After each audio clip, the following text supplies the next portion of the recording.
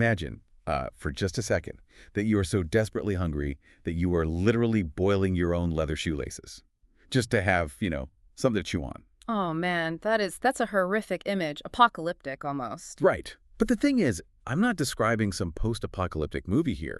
That was the actual documented reality in the Jamestown settlement in America right around 1609. Yeah, the starving time. Exactly. And the craziest part about it, it wasn't just like the harsh winter or bad soil that drove them to that point.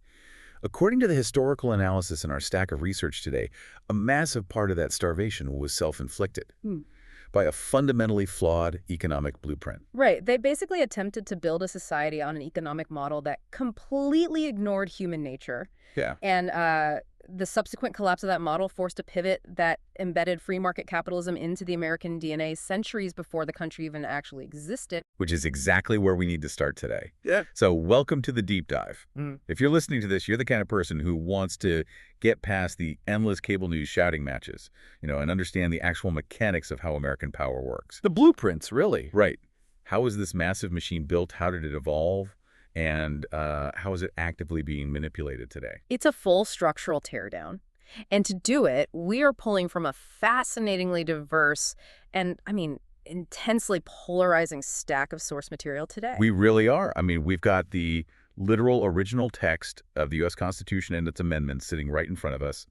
We have historical and legal analyses from PragerU, educational breakdowns from Crash Course. We're also looking at a vintage 1948 government film on propaganda, which is wild. Oh, so good. And to tie it all to the present moment, we're pulling from modern cultural and political critiques by Bill Maher and John Oliver. Now, anyone who follows media knows that list spans the absolute extremes of the political spectrum, from staunchly conservative to, highly progressive. Exactly. Which is why I really want to establish our ground rules right out of the gate here. These sources are fiercely opinionated. They have very distinct political agendas, but we don't. Right. We aren't here to cheerlead for the left or the right. Not at all. We aren't endorsing any of the partisan claims made in these materials. Our only job today is to take this engine apart, lay the pieces on the table, and objectively examine the facts, the historical mechanisms, and the arguments being presented so you can navigate the landscape yourself. Because you really can't critically evaluate a political argument today if you don't understand the historical scaffolding it's built upon. Totally. And that scaffolding begins with massive, catastrophic failures, like, boiling shoelaces in Jamestown. Let's get into that, because before we can talk about the Constitution, we really have to look at the failed prototypes. The PragerU analysis points out something that completely upends the traditional elementary school Thanksgiving narrative we all learned. Oh, Doug. Those early colonists in Jamestown and later Plymouth, they didn't cross the ocean as these rugged free market individualists. Far from it. They were operating under mercantilism, technically, to benefit European crowns.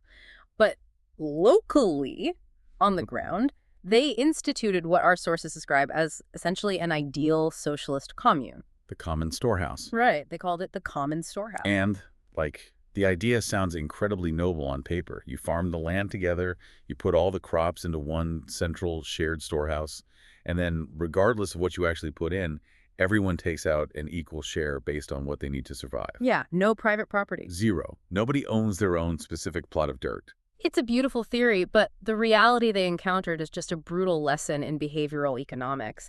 When everyone is entitled to an equal share of the harvest, regardless of their actual effort, the incentive to work hard completely evaporates. Right, because why would I break my back plowing a field from dawn until dusk if the guy who slept in until noon gets the exact same ration of corn that I do?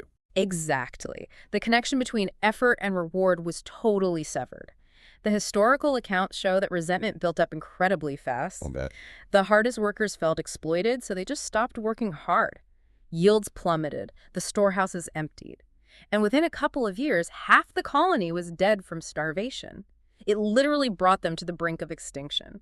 That is just wild to think about. Yeah. And it wasn't until Captain John Smith stepped in at Jamestown and effectively staged an economic coup that things changed, right? Yeah, he looked at the commune, scrapped the entire system, and instituted private property. He divided the land up. He gave everyone their own parcel and laid down a strict rule borrowed from the Bible: he who won't work won't eat. And the turnaround was almost instantaneous, wasn't it? It really was. When people realized their survival depended solely on the fruits of their own specific labor, productivity skyrocketed. The exact same realization happened up north in Plymouth a decade later.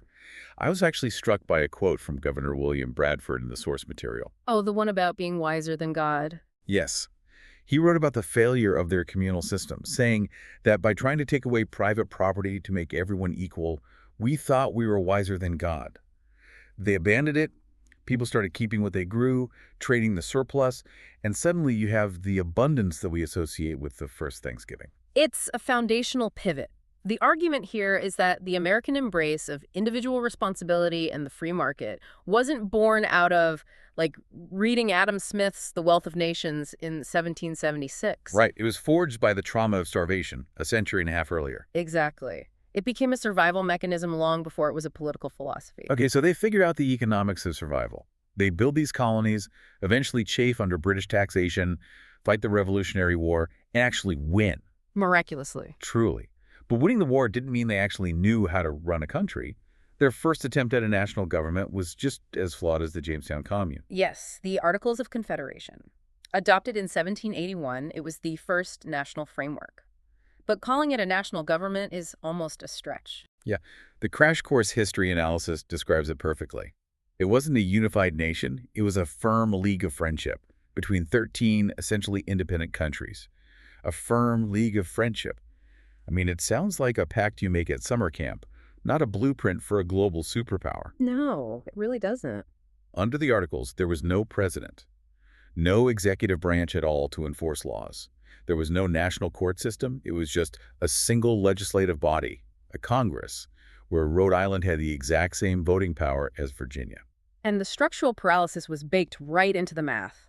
To pass any major law or make any significant decision, they needed 9 out of the 13 states to agree, a supermajority. Which, if you've ever tried to get 13 people to agree on a pizza topping, means absolutely nothing is getting done. Like good luck. It was designed to be weak, right? Because they had just fought a war against a tyrannical King George. They were terrified of a strong central authority. That trauma drove the entire design. They were so afraid of a monarch raising a standing army and levying oppressive taxes that they swung the pendulum to the absolute opposite extreme. They denied the new National Congress the power to tax entirely. It's like designing a car without an engine because you're afraid of speeding. The national government could technically declare war, but they couldn't collect money to pay soldiers. They had to ask nicely. Right. They had to send letters to the states, politely asking for voluntary contributions. It was completely useless, like non-alcoholic beer. And that uselessness culminated in a massive crisis in 1786, known as Shays' Rebellion. This is the breaking point. Set the scene for us on this one. So you have to picture the economic devastation post-revolution. The states had taken on massive debt to fund the war, and to pay it off, they were raising local taxes aggressively. Right. In western Massachusetts, you had small farmers, many of whom were combat veterans who had fought in the Revolution and never been paid, losing their farms to foreclosure because they couldn't afford the new taxes. So a guy like Daniel Shays, who literally fought for independence, comes home to find the very government he fought for is stealing his land. I mean, I'd be furious too. They were beyond furious. They armed themselves, marched on the courthouses, and violently shut them down to stop the foreclosures. And here's the terrifying part. For the political elites in Boston and Philadelphia, the national government under the Articles of Confederation was completely powerless to stop it. They had no army. Exactly. They couldn't raise an army to put down the rebellion. It eventually had to be crushed by a privately funded state militia. So for guys like George Washington and Alexander Hamilton, Shays' Rebellion is an air raid siren. It proves that a government that is too weak is just as dangerous as a government that is too strong. Right. They looked at these armed farmers and realized that unchecked populist democracy could threaten private property and completely dissolve the nation into anarchy. Exactly. The wealthy elites, the property owners, realized the League of Friendship had failed.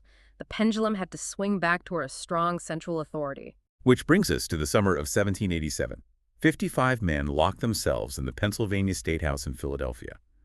Their official mandate is just to, revise the Articles of Confederation, but they pull a fast one. They absolutely do. They scrap the entire thing and write a completely new architectural blueprint from scratch. The U.S. Constitution. And their core challenge was a paradox, really. How do you build a government strong enough to put down a rebellion and manage an economy, but constrained enough that it doesn't become the very tyranny they just fought a war to escape? And their answer to that paradox is the concept of separation of powers. Let's look at the actual text of this document. It's broken down into 7 main articles. Article 1 establishes the legislative branch, Congress.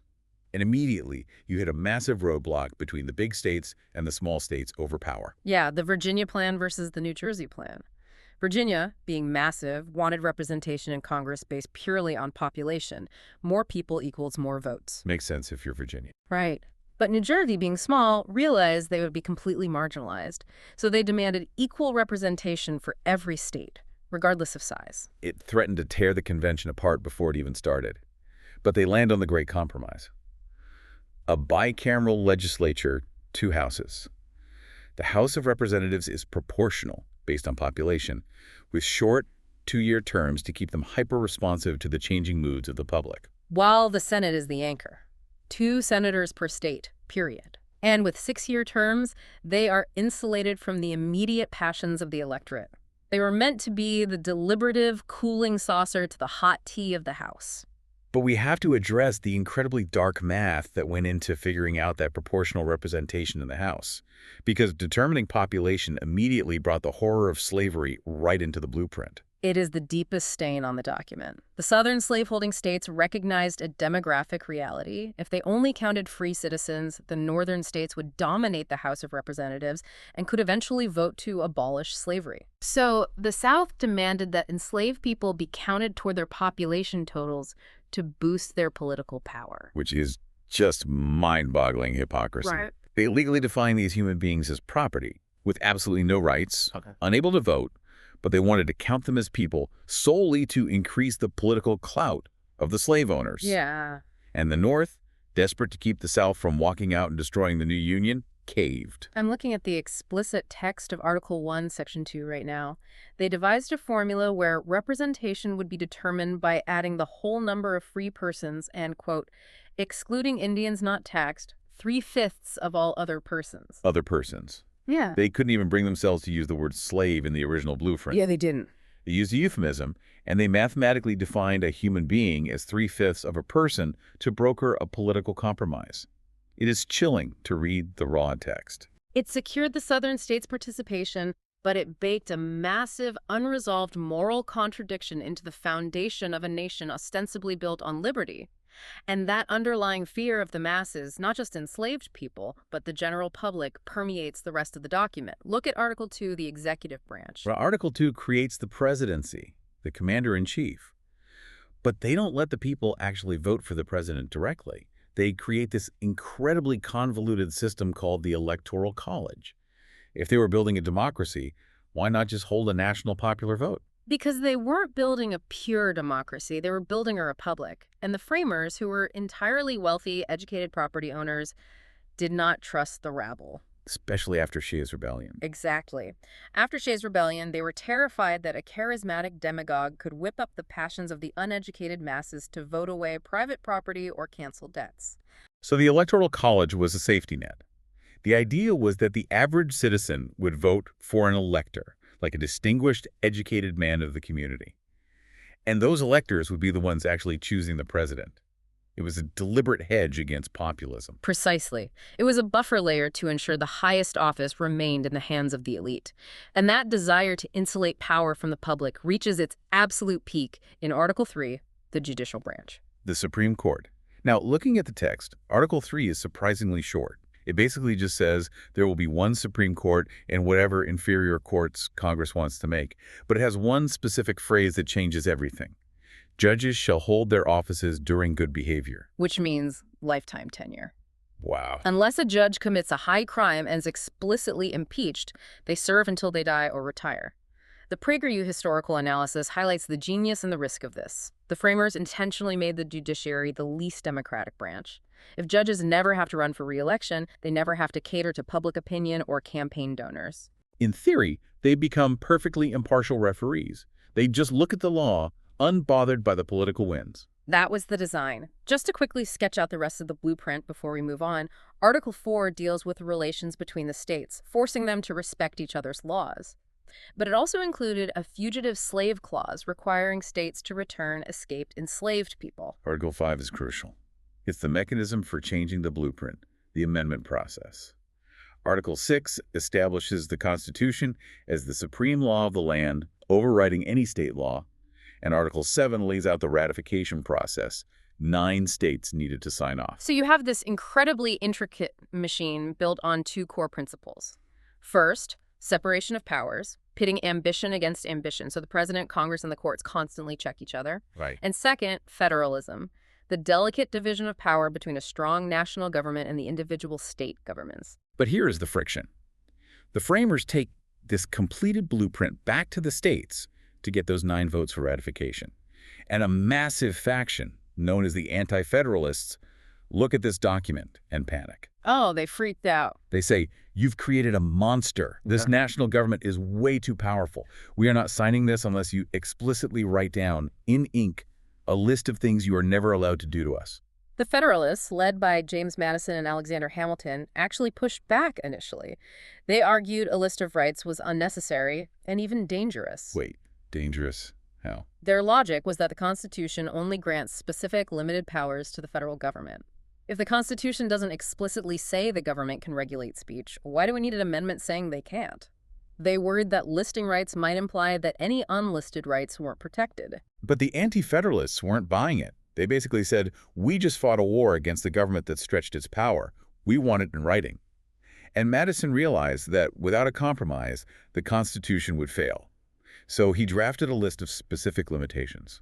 The first 10 amendments, ratified in 1791, collectively known as the Bill of Rights. Let's walk through these, because this is where the abstract structure of the government collides with the daily life of the citizen. The First Amendment is the heavy hitter. The text reads, Congress shall make no law respecting an establishment of religion, or prohibiting the free exercise thereof, or abridging the freedom of speech, or of the press, or the right of the people peaceably to assemble. I want to stop right there on the religion clause, because there is a massive historical and cultural misconception about this specific text. We hear the phrase separation of church and state thrown around constantly in modern debates. Right, people treat it like it's the opening line of the Constitution. Yeah. But I'm staring at the PDF right now, and it's not here. The phrase separation of church and state does not exist anywhere in the First Amendment, or anywhere else in the Constitution for that matter. It doesn't. The text only does two specific things regarding religion. First, the Establishment Clause. Congress cannot create a national state-sponsored religion like the Church of England. Second, the Free Exercise Clause. Congress cannot stop you from practicing your religion. That's it.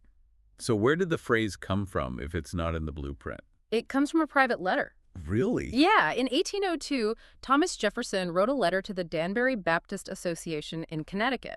The Baptists were a religious minority and were worried the government might interfere with their faith.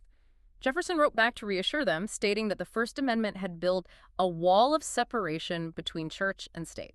That is fascinating. So a phrase from a president's private correspondence became the cultural shorthand for interpreting the First Amendment, even though it was never actually ratified in the text. Exactly. And the Supreme Court has debated the height and thickness of that wall ever since.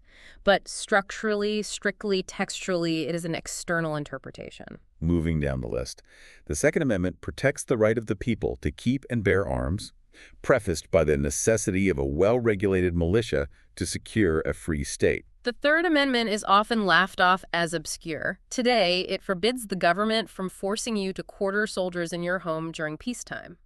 But remember the context. The British Army had literally forced American colonists to house and feed their troops.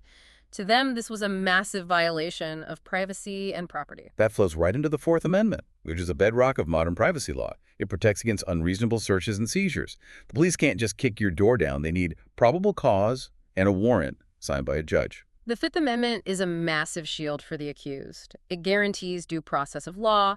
It protects against double jeopardy. You can't be tried twice for the same crime. And it gives you the right to not be a witness against yourself, the famous pleading the Fifth. It also has a crucial property protection. The government cannot take your private land for public use without paying you just compensation. The Sixth and Seventh Amendments guarantee your rights in court, a speedy and public trial, an impartial jury of your peers, and the right to have a lawyer. The Eighth Amendment prohibits the government from setting excessive bail or inflicting cruel and unusual punishments. And then the framers, anticipating that they might have forgotten something, included two brilliant catch-all provisions. The Ninth Amendment says that just because we listed these specific rights, do not assume the people don't retain other fundamental rights not explicitly mentioned here. And the Tenth Amendment is the ultimate insurance policy for federalism. It explicitly states that any power the Constitution does not specifically delegate to the federal government nor prohibit to the states is reserved for the states or to the people. If it's not in the blueprint, the feds can't do it. That Bill of Rights placated the feels of the states, and the Constitution was ratified. But the blueprint wasn't static. It had to be amended further, usually through immense blood and conflict. We must look at the transformative amendments that followed the Civil War. Let's talk about the 13th Amendment, ratified in 1865. The text says, "Neither slavery nor involuntary servitude, except as a punishment for crime whereof the parties shall have been duly convicted, shall exist within the United States." Wait, I need to read that again. Except as a punishment for crime. It is arguably the most consequential loophole ever written into American law. While the 13th Amendment successfully abolished chattel slavery, the legal ownership of human beings as property, that specific exception, carved out a massive backdoor. You're saying that if someone is convicted of a crime, slavery is still constitutionally permitted. Constitutionally, yes. Involuntary servitude is permitted as a punishment for a crime. And historically, the southern states recognized this loophole immediately after the Civil War. They had just lost their free labor force, and their agrarian economy was in ruins. So they passed a series of laws known as the Black Codes. Oh, I see where this is going. If you can only enslave criminals, you just redefine what makes someone a criminal. Precisely. They passed incredibly broad, discriminatory vagrancy laws. If a newly freed black man couldn't prove he had a job, he could be arrested for vagrancy. Once convicted, the state would fine him. And he couldn't pay it. Right. When he couldn't pay the fine, the state would lease his labor to a private company, often the exact same plantation he had just been freed from, to pay off the debt. That's horrifying. It's essentially state-sponsored kidnapping. It's slavery by another name, entirely sanctioned by the literal text of the 13th Amendment. They use the criminal justice system to strip away civil rights and recreate the economic engine of forced labor. This system, known as convict leasing, was a brutal reality, and it laid the groundwork for the subsequent decades of Jim Crow segregation and the systematic disenfranchisement of black Americans. To combat that, the federal government pushes through the 14th Amendment in 1868. This is a massive one. It establishes birthright citizenship. If you are born here, you are a citizen, period. And it guarantees equal protection of the laws. But the 14th Amendment also had teeth that are rarely talked about. Section 2 explicitly attempted to stop states from denying the right to vote. It stated that if a state denied the vote to any of its 21-year-old male citizens, that state's representation in Congress would be reduced proportionally.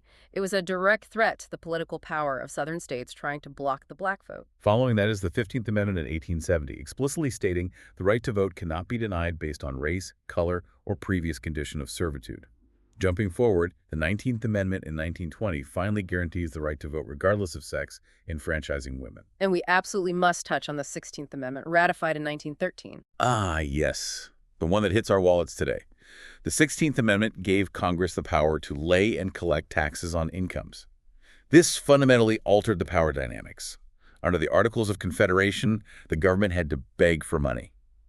Now they have a direct pipeline into the economic productivity of every citizen. It provided the funding mechanism that would eventually allow the federal government to expand massively in the 20th century. But there is another mechanism of expansion that is far more controversial, and it didn't come from an amendment, it came from the Supreme Court itself. Which brings us to a massive structural mystery. I look at Article 3. It's short. It gives the Supreme Court the power to hear cases. But nowhere in the text of the Constitution does it say the Supreme Court has the power to strike down a law passed by Congress.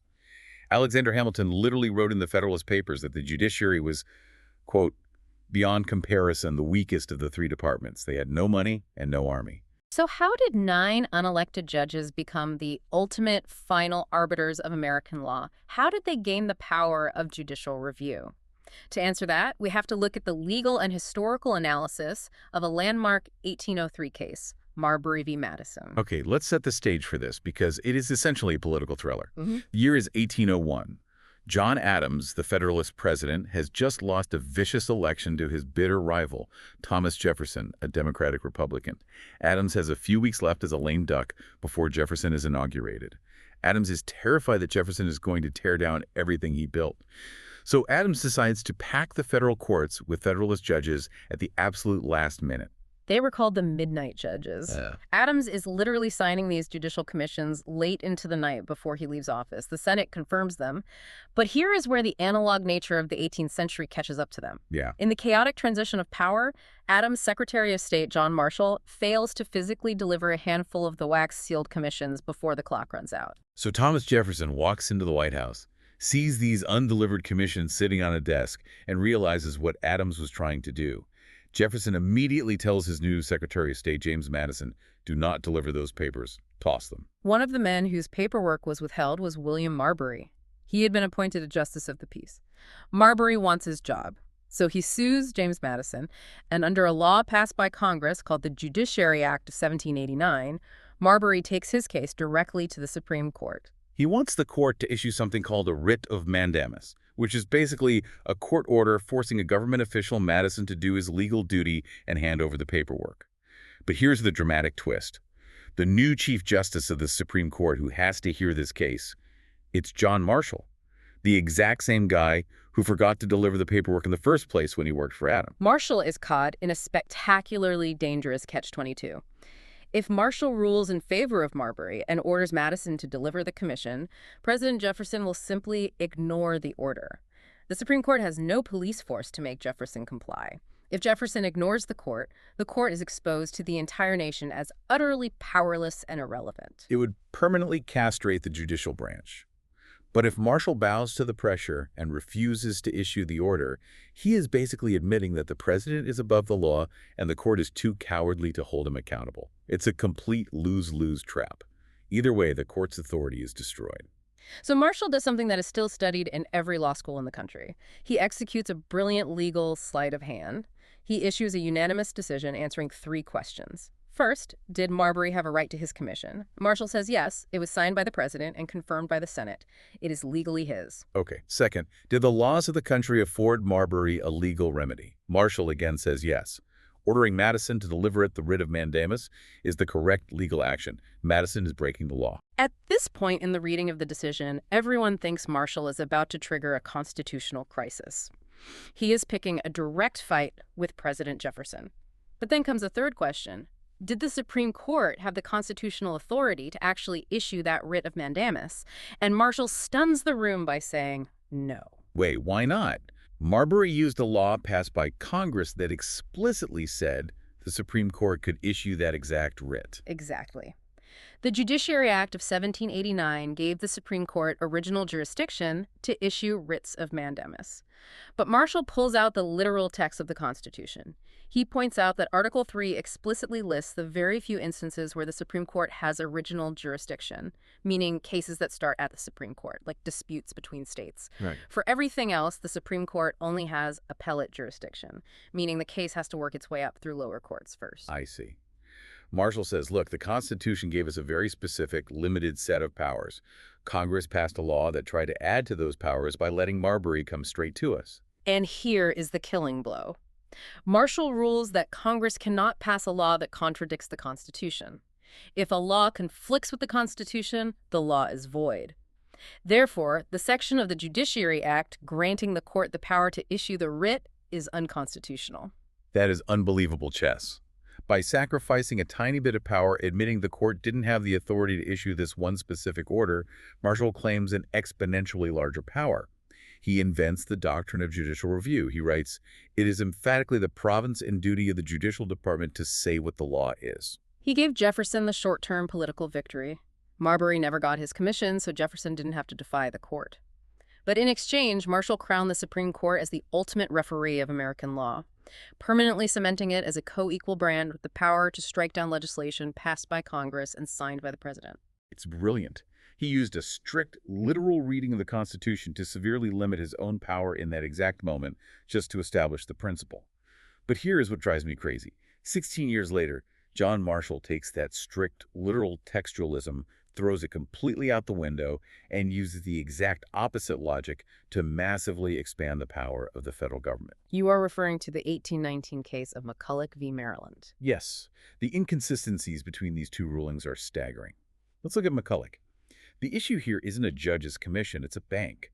Alexander Hamilton had championed a national bank to stabilize the economy. Thomas Jefferson hated it, arguing that the word bank is nowhere in the blueprint.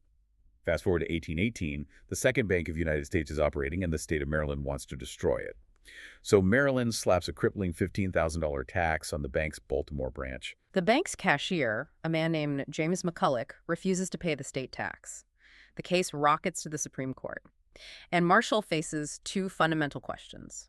Does the federal government have the constitutional power to create a bank? And if so, can a state tax a federal institution? If Marshall applies the exact same logic he used in Marbury v. Madison, the logic that says the government only has the exact powers explicitly written in the text, he would have to rule against the bank. The word bank isn't in Article 1. But he doesn't. Marshall pivots. He rules that yes, the bank is constitutional, and no, Maryland cannot tax it, because the power to tax involves the power to destroy.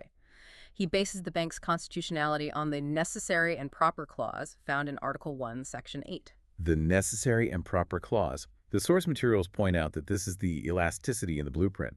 It says Congress can make all laws which shall be necessary and proper for carrying out its enumerated powers. Marshall's logic is this. The Constitution explicitly gives Congress the power to collect taxes, borrow money, and regulate commerce. Marshall argues that while a bank isn't explicitly mentioned, it is a highly useful, convenient, and necessary tool for Congress to carry out those enumerated financial powers. The PragerU analysis uses a great analogy to explain Marshall's thinking here. The Constitution explicitly says Congress has the power to establish post offices, but it does not explicitly say Congress has the power to pass laws punishing mail thieves. Right. But common sense tells us you can't have a functioning postal system if people can just steal the mail with impunity. Therefore, the power to punish mail thieves is an implied power. It is a necessary and proper means to an explicitly constitutional end. Marshall writes that the Constitution was not meant to be a microscopic, exhaustive legal code that spells out every tiny detail, but a broad framework intended to endure for ages to come and, consequently, to be adapted to the various crises of human affairs. But the contradiction is massive. In Marbury, he says, we must stick strictly to the limits of the text. In McCulloch, he invents the doctrine of implied powers, effectively giving Congress a blank check. The critics at the time, and the conservative analyses today, look at McCulloch v. Maryland as the birth of big government. If you can stretch the word necessary to justify a bank, theoretically, what can't the federal government do? That ruling fundamentally altered the trajectory of American power. The doctrine of implied powers is the legal foundation for almost the entire modern administrative state.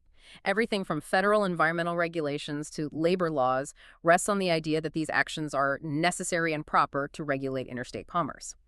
It stretched the 18th century blueprint to accommodate a 20th century superpower. Which forces us to look at the reality of this power today. We've established that the Supreme Court essentially gave itself the power of judicial review, and it gave the federal government the doctrine of implied powers. They are the ultimate architects interpreting a highly flexible blueprint. Their decisions impact the lives of hundreds of millions of people. So, who holds them accountable? If they are the referees, who referees the referees? That is a question of profound institutional integrity, and it leads us directly into a massive contemporary debate. To explore this, we are looking at the investigative claims and systemic critiques presented in the Last Week Tonight with John Oliver's source material. Again, our role here is to impartially report on the structural allegations being raised regarding modern Supreme Court ethics. The critique starts by pointing out a bizarre historical anomaly regarding the rules judges have to follow. Back in the late 1960s, Supreme Court Justice Abe Fortas got caught up in a scandal. He accepted a yearly retainer fee from a Wall Street financier who was under investigation for securities fraud. It was a terrible look. Fortas ultimately resigned from the court under threat of impeachment. In the wake of that scandal, the U.S. Judicial Conference instituted a very strict code of conduct for all federal judges. It heavily restricted their ability to accept gifts, outside income, or engage in anything that could even present the appearance of a conflict of interest. But here's the catch the source highlights. That strict code applied to every federal judge in the country except the 9 justices on the Supreme Court. The historical argument for that exemption rests on separation of powers. The Supreme Court is a distinct, co-equal branch of government established by the Constitution, whereas lower courts are created by Congress. Therefore, the argument goes, Congress or lower judicial bodies cannot impose binding rules on the highest court without violating the separation of powers. Consequently, the Supreme Court has operated on an honor system. They decide their own ethical boundaries and individually decide when they need to recuse themselves from a case. And the cultural critique presented in our source argues that this lack of binding enforceable rules has led to a slow-rolling institutional crisis fueled by a steady drumbeat of modern scandals. The source details several specific, highly publicized allegations. For instance, the source points to reporting regarding Justice Samuel Alito, who took a luxury fishing trip to an exclusive Alaskan lodge, flying there on a private jet owned by a billionaire hedge fund manager whose firm subsequently had business before the court. Alito did not initially disclose the trip. And his defense, as quoted in the source, was incredibly specific. He argued that the ethical guidelines at the time exempted personal hospitality, like a stay at a friend's property, from being reported. And as for the private jet, Alito claimed he was occupying a seat that, quote, would otherwise have been an unoccupied seat. The source material openly mocks that defense, pointing out that on a private jet, all the seats are otherwise unoccupied. It's not a commercial airline. The source also brings up Justice Neil Gorsuch, who co-owned a piece of real estate in Colorado. Just 9 days after Gorsuch was confirmed to the Supreme Court, he finalized the sale of that property. He disclosed the financial transaction, but he left the box identifying the buyer blank. It was later revealed by the press that the buyer was the chief executive of a massive, prominent law firm that regularly argues cases before the Supreme Court. But the source devotes the vast majority of its focus to an extensive series of allegations regarding Justice Clarence Thomas. Drawing heavily on investigative reporting from ProPublica, the source alleges a decades-long financial relationship between Justice Thomas and a small group of conservative billionaires, primarily a Dallas real estate magnate named Harlan Crow. The list of alleged undisclosed gifts is staggering. According to the source, Crow treated Justice Thomas to 38 destination vacations, including an Indonesian island-hopping voyage on a superyacht. There were 26 private jet flights, regular stays at exclusive private resorts like Bohemian Grove, and VIP sports tickets. The financial entanglements allegedly went beyond vacations. The source claims Crow purchased 3 properties in Savannah, Georgia, directly from Thomas and his family, including the house where Thomas's mother continued to live rent-free while Crow renovated it. Furthermore, Crow allegedly paid roughly $100,000 in private boarding school tuition for Thomas's grandnephew, whom Thomas was raising. And then there is the motor coach. The source highlights that Thomas's prized possession is a heavily customized $2.4 million luxury Prevost motor coach. Thomas insists on calling it a motor coach rather than an RV. The source cites a Senate Finance Committee report alleging that Thomas purchased this vehicle using a massive $250,000 loan from another wealthy friend, a loan that was later entirely forgiven. When confronted with these reports, Justice Thomas's defense mirrored Alito's. He stated he had sought guidance from colleagues early in his tenure and was advised that personal hospitality from close friends did not require disclosure. He emphasized that Harlan Crow had no official business pending directly before the court. But the source points out the glaring chronological issue. Harlan Crow and these other billionaires only became close friends with Clarence Thomas after he ascended to one of the most powerful positions in the world. And this brings us to the core argument of the cultural critique. This isn't just about the monetary value of yacht trips or motor coaches. It is about a crisis of legitimacy. The Supreme Court, unlike the president or Congress, has no army and no power of the purse. It relies entirely on public trust. Chief Justice John Roberts has explicitly stated that public trust is essential for the court to function. But that trust is collapsing. The source notes that public approval of the court has plummeted to historic lows, down to around 18%. The argument is that the court has survived for centuries on a polite fiction. The idea that these justices are almost monastic, apolitical wizards in black robes, completely detached from partisan ideology or financial motivation. They just read the law. But the continuous revelation of these financial entanglements, combined with highly polarizing rulings, is shattering that polite fiction in the eyes of the public. If the citizens believe the architects interpreting the blueprint are compromised or operating on a different set of rules than the rest of the country, the structural integrity of the entire constitutional system is called into question. Which leads us to a massive, terrifying question. If the constitutional blueprint is being stretched by implied powers, and the institutions designed to protect us are facing a crisis of legitimacy, how do we the people even process all this? How do we evaluate what is true and what is a manipulation? Because the ultimate check on all of this power is the voting booth. And the voting booth is driven by information, which is why our sources pivot from the structure of government to the structure of the public square, specifically the mechanisms of political manipulation. We watched a fascinating vintage 1948 educational film by a filmmaker named David Hoffman. It's a breakdown of political propaganda. And what struck me is how completely timeless it is. The technologies change, but the psychological playbook used by politicians to bypass our logic and hack our emotions hasn't changed in 80 years. The film outlines 5 specific techniques of propaganda that every citizen should be able to identify. The first is glittering generalities. This is when a politician uses words that sound incredibly positive, but have absolutely no specific measurable meaning. I stand for good government. I am fighting for American values. I want to restore greatness. They are empty vessels. Everyone likes good government, but the politician never actually defines what that entails policy-wise.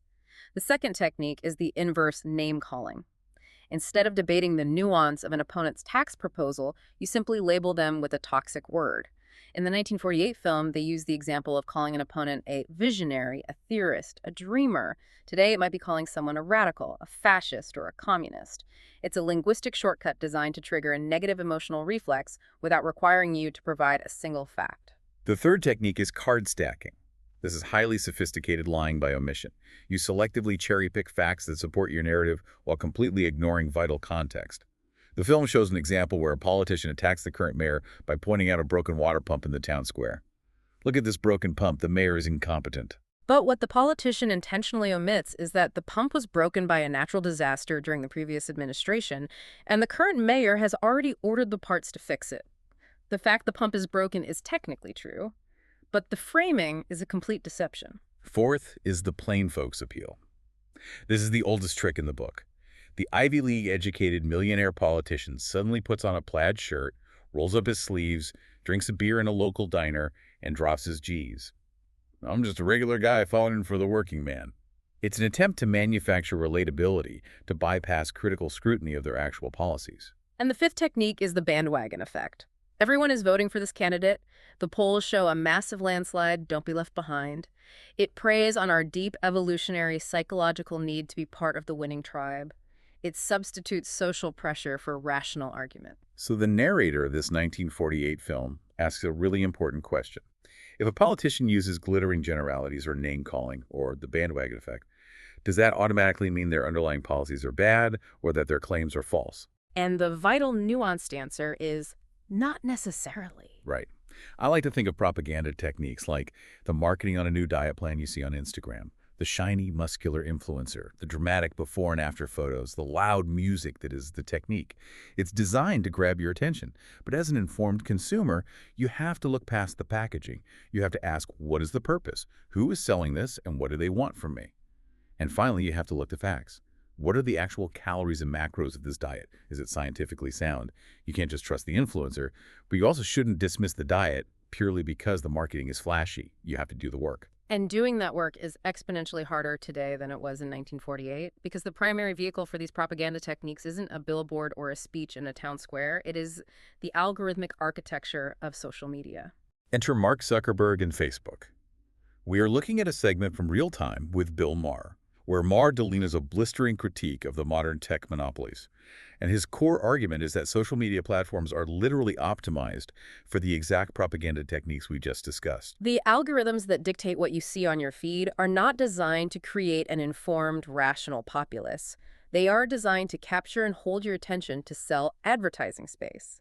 And what captures human attention better than anything else? Emotional triggering, outrage, name-calling, and bandwagoning. Maher points out the sheer historical absurdity of our situation. The most powerful news and information dissemination platform in the history of human civilization is controlled by a guy who started a hot or not rating website in his Harvard dorm room.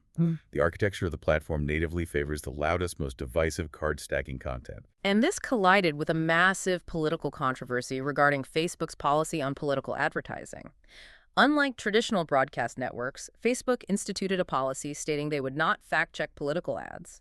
A politician could pay Facebook to run an advertisement containing an outright, verifiable lie, and Facebook would take the money and push it to millions of users without a warning label. When this policy was announced, there was massive public outrage. People demanded that Facebook step in, police the content, and remove political lies to protect the integrity of elections. But this is where Bill Maher takes a very surprising and constitutionally grounded pivot. He does. Maher argues that as dangerous as political lies are, we absolutely should not want Mark Zuckerberg or the executives at Twitter policing political speech. He comes down fiercely on the side of free speech. Maher says, "Do you want political speech policed by the accuracy regulation departments at Facebook and Twitter? Not me." He argues that outsourcing the arbitration of truth to a tech monopoly is incredibly dangerous. And if we tie this back to the constitutional blueprint we've been examining, Maher's argument aligns with the philosophical burden established by the First Amendment. The First Amendment protects you from the government silencing you, but it does not protect you from being lied to by a politician. The founders didn't establish a ministry of truth. Maher argues that figuring out when politicians are lying, decoding the glittering generalities and the card stacking, is the fundamental responsibility of the voter. No one else. You can't pass the buck to a corporate referee, because a corporate referee is still human, still biased, and ultimately driven by profit. It is a terrifying level of responsibility. The modern information environment is completely saturated with algorithmically weaponized propaganda. It is designed to exhaust our critical thinking. But the entire architecture of the republic, the separation of powers, the checks and balances, the electoral college, relies entirely on an electorate capable of seeing through the noise. If the voters surrender their duty to verify the facts, the blueprint collapses. Wow. Okay, let's zoom out and look at the sheer scope of what we've unpacked today. We started in the freezing, desperate winters of the early 1600s, watching starving settlers abandon a noble but doomed socialist commune to learn the harsh, life-saving value of private property and individual labor. From that trauma, we watched the framers recognize the failures of the weak Articles of Confederation.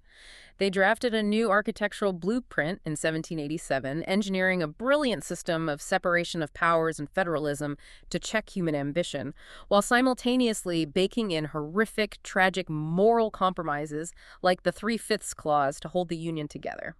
We looked at the anti-federalist paranoia that gave us the Bill of Rights, recognizing that phrases like separation of church and state aren't actually in the text, but come from Jefferson's private letters.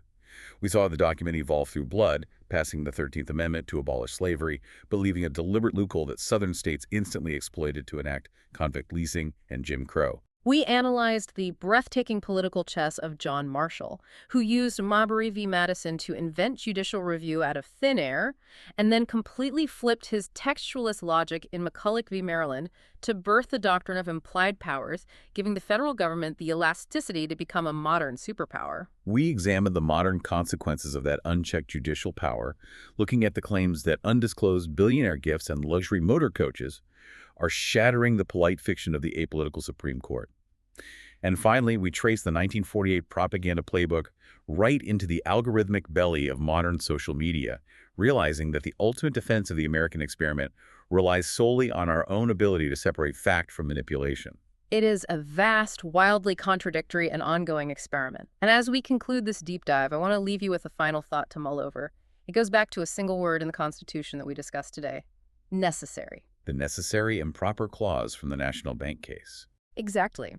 In 1819, John Marshall and the Supreme Court decided that creating a national bank was necessary for the country to function, forever changing the trajectory of federal power. But language is elastic. Reality evolves. As technology advances exponentially, as artificial intelligence begins to actively shape our perception of reality, as global climate and economic crises accelerate, what else will a future government deem necessary under the exact same constitutional text? Oh, man.